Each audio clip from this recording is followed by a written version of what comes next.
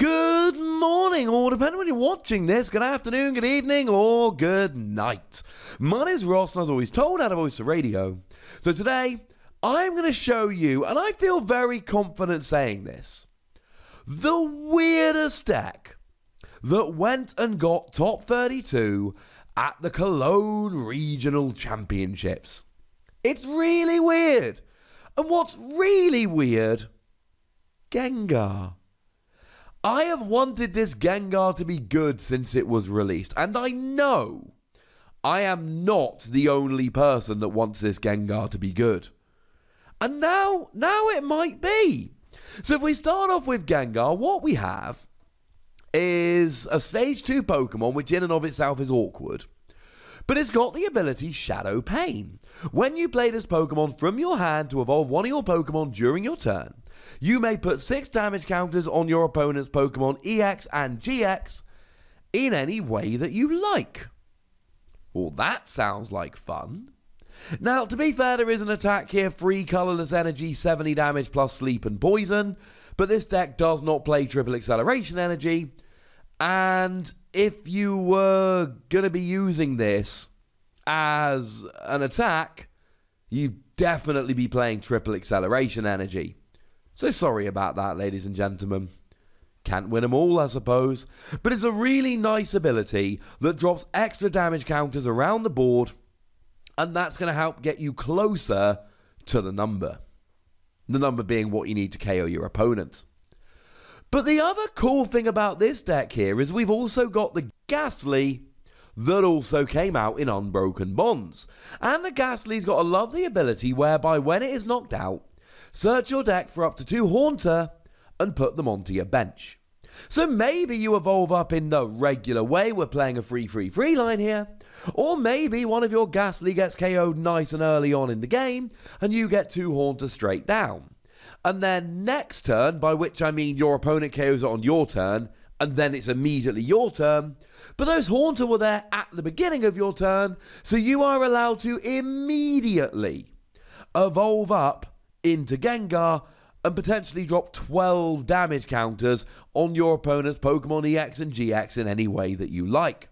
This helps beautifully. Now, it's not enough, incidentally, but it's a pretty gosh darn good start.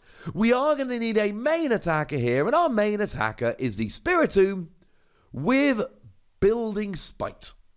It's got an ability, once during your turn, you may put 1 damage counter on this Pokemon. And for 1 Darkness Energy, it does 10 damage, plus 30 more for each damage counter on this Pokemon. So the goal here is very simple. Get the Spiritomb out, get a bunch of damage on them, hit for decent damage with Building Spite. Job's a good one. Now there's one other main, regular, call it what you will, attacker. It is Hooper.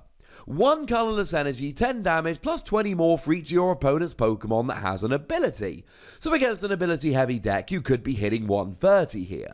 But the thing to remember about both Spiritomb and Hooper here, yeah, they're not hitting quite enough damage, but that's where Gengar comes in. If you can evolve 2 Gengar and drop 12 damage counters, then something like a Reshiram and Charizard only has 150 HP.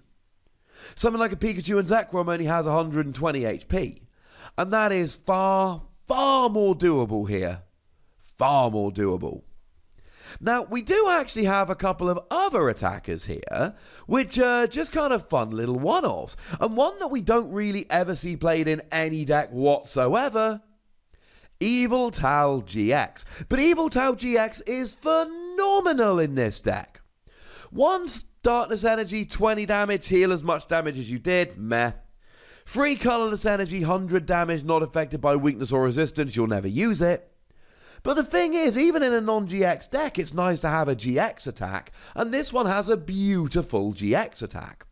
1 Darkness Energy, instant KO on anything, if they've got exactly 4 damage counters on. See where we're going with this?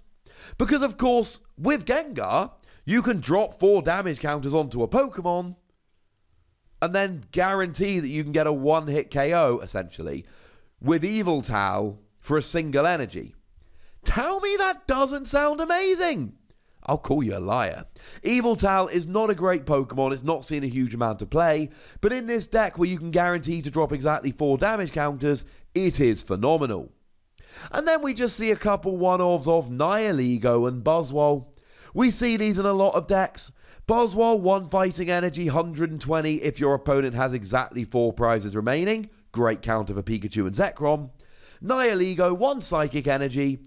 If your opponent has exactly 2 prizes remaining, copy any of your opponent's attacks on the board, not just the active, and you don't have to pay the actual attack cost. It's wonderful. Void Tentacles, Confusion and Poison is fine if you're desperate in the early game, but they're really kind of one-shot deals. We then have a single Dedenne GX, which is nice to get yourself set up using the ability, but we cross our fingers and hope we never have to use it. Because if we do have to use it, something has gone a little bit wrong. Because then you've got a GX on your bench your opponent can KO, and that's a bad thing. Now, in terms of energy here, the energy is a little bit strange. We do play a single Darkness energy, but we also play 4 Rainbow energy. Now, Rainbow energy will pay the attack cost of any of your Pokemon, bearing in mind all the ones we're actually attacking with only have single energy attacks. But it will also put a damage counter on. And putting a damage counter on is pretty gosh darn big, because remember the Spiritomb does more damage depending on how much damage is on it. So if you've had a Spiritomb that has been out for 2 turns, you've used 2 abilities, it's hitting 70 damage. But if you then pop a Rainbow energy on, you've got 3 damage counters on, and that 70 damage becomes 100 damage, and that's quite a bit better. And then we see 3 unit energy, because actually there's a unit energy that works perfectly here. It's fighting for Buzzwole, it's Fairy, and it's Darkness.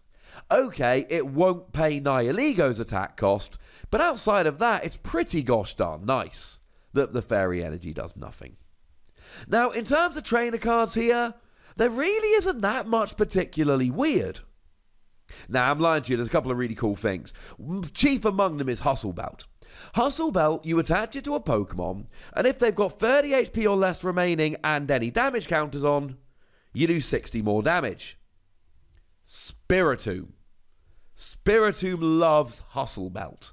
So what you do here very nicely is you try and get your Spiritomb down to 10 health remaining, 5 damage counters on, 160 damage. Hustle Belt then puts it up to 220. But then, of course, you've got all the damage you've dropped with Gengar. 1 Gengar ability here is up to 280, and that'll KO anything relevant. See where we're going with this? 1 Gengar plus a good Spiritomb or Hustle Belt 1-hit KOs Tag Team GXs, and Yveltal 1-hit KOs Tag Team GXs after 1 Gengar gets rolling. And all of a sudden, you're actually getting 1-hit KOs on Tag Team GXs with single or occasionally 2 prize Pokemon. You win the prize trade. That's amazing. Now, we also see Shrine of Punishment here because why not? You need to spread a bunch of damage around. You are relying on not quite 1-hit KOing, but playing around with Gengar. So dropping damage counters on EXs and GXs between turns is great. Also another reason you want to never drop your Dedenne unless you're desperate. And of course, Mysterious Treasure here is wonderful. Okay, it won't get your Spiritomb, but it will get your Gengar line, so we forgive it. We've then got 4 copies of Pokemon Communication to swap a Pokemon you don't want in your hand for one you do want in your deck. You're playing 20 Pokemon, it'll work quite a bit. And then we see 4 copies of Acrobike just for the extra speed. Run through your deck faster. You will notice there's no rare candy here. We don't want rare candy because we've got Ghastly's ability, and that is going to help massively to actually get our Gengar online. See you fine. Outside of that, it's largely what we would expect. 4 Lily, 4 Cynthia, they are the best draw cards in the game. 1 Copycat, 1 Erica's Hospitality, they're also pretty good draw cards. Your opponent's got a large hand of cards, Copycat's got your back. Your opponent's got a bunch of Pokemon out and you've got 4 or fewer cards in hand, Erica's Hospitality helps you out. And then 4 Custom Catcher, because every deck plays Custom Catcher at the moment unless they're lucky enough to be able to use something like Ninetales. So do it. Roll with it. Gust up your opponent's Pokemon, take them down. And then finally, 2 copies of Switch. They get your Pokemon out the active. Huge shout out to Theodore, who did get 31st place at Cologne Regionals with this deck. I am delighted to see a deck this weird, unique and inventive get its way up to top 32 in a 700-person tournament. That, my friends, is a wonderful, wonderful thing. But at this stage, I'd like to know what you think about this deck, so please do let me know in the comment section. Go nuts! Be nice. And then make sure you like this video, subscribe to this channel, follow me on Twitter at TheWassy, and Twitch for some live action at twitch.tv/PTCGRadio. If you want to support the channel, get some bonus podcasts and all that, head on over to patreon.com/PTCGRadio, where you can do exactly that. And please do make sure you're checking out youtube.com/WassyPlays, where we talk about a whole bunch of games that don't even have any Pokemon in. But by far the most important thing, as always, look after yourselves till next time, would ya? Thank you very much for watching. My name's Ross, and you've been watching PTCG Radio.